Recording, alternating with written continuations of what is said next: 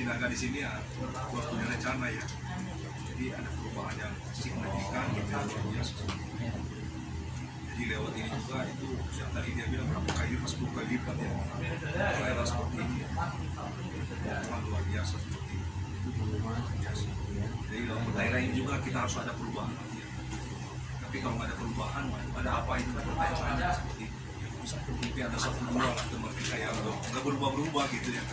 Jadi harus ikut masuk ke apa itu, ke Anies. Harus ada perubahan. Jadi maksudnya ya berubah mindset kita, cara pola pikir kita.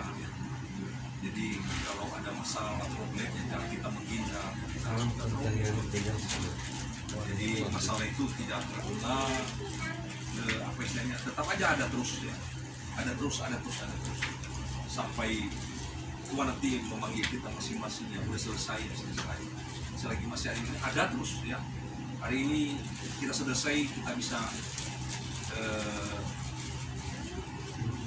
melewati besok ya. Kita percaya kita bisa melewati dosa begitu. Jadi ada kesaksian yang saya saksikan waktu itu, jadi ya pembicara luar biasa dia pada saat ini. Jadi sebenarnya dia kena kanker darah itu luar biasa itu.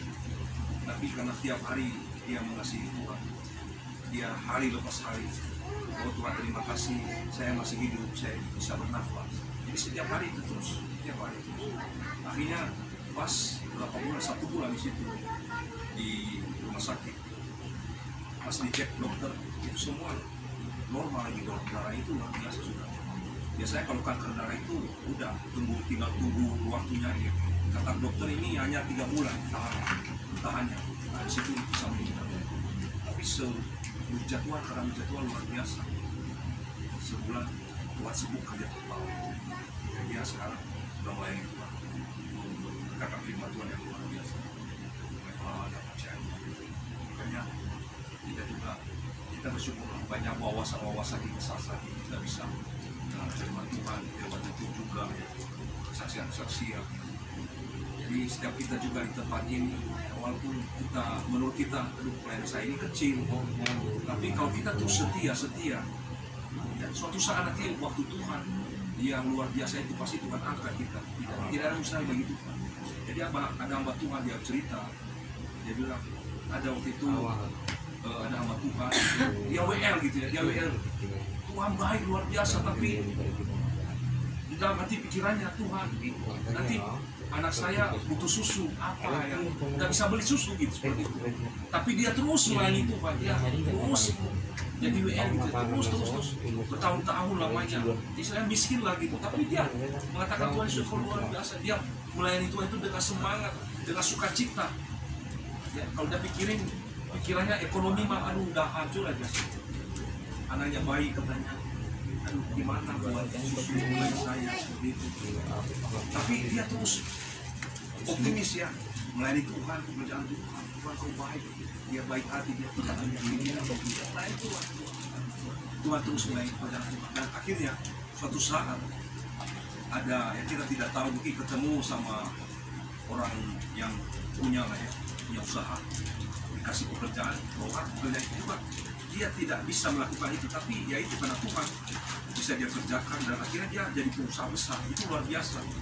Dan beberapa tahun kemudian ketemu sama hamba Tuhan itu, dia kaget, ini kamu dulu siapa ini? Waduh, luar biasa kamu diberkati. Itu karena kita kesetiaan kita ini dalam hal kecil. Jangan bilang, aduh saya hanya gini-gini aja. Terus aja. Nanti suatu saat Tuhan angkat kita di depan waktu. Makanya lewat proses ini kita diproses terus. Memang kalau proses itu sakit, saudara. Digesek itu sakit, ya kan? Jadi dalam firman Tuhan juga manusia menajam apa? Manusia menajamkan, besi menajamkan besi. Manusia menajamkan sesamanya. Nah itu memang wajar firman itu. Memang harus itu. Tapi suatu saat nanti ya ada waktu yang Tuhan memberikan kita. Kita tidak tahu Tuhan bawa kita kemana nantinya. Jadi kita saat ini dulu mempersiapkan hati kita, dipersiapkan pikiran kita. Kita belajar dulu terus, kita menyerap terus saja firman Tuhan.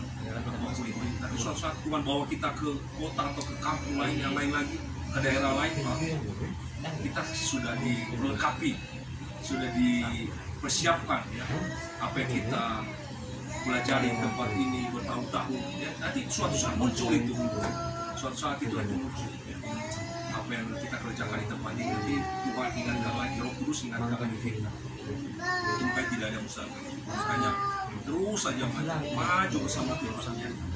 Itu tanggalkan dulu beban pikiran apapun yang kamu sudah tanggalkan semua, kasih diri sendiri itu tanggalkan itu semua ya, apapun itu semua baru tanggalkan ya kan.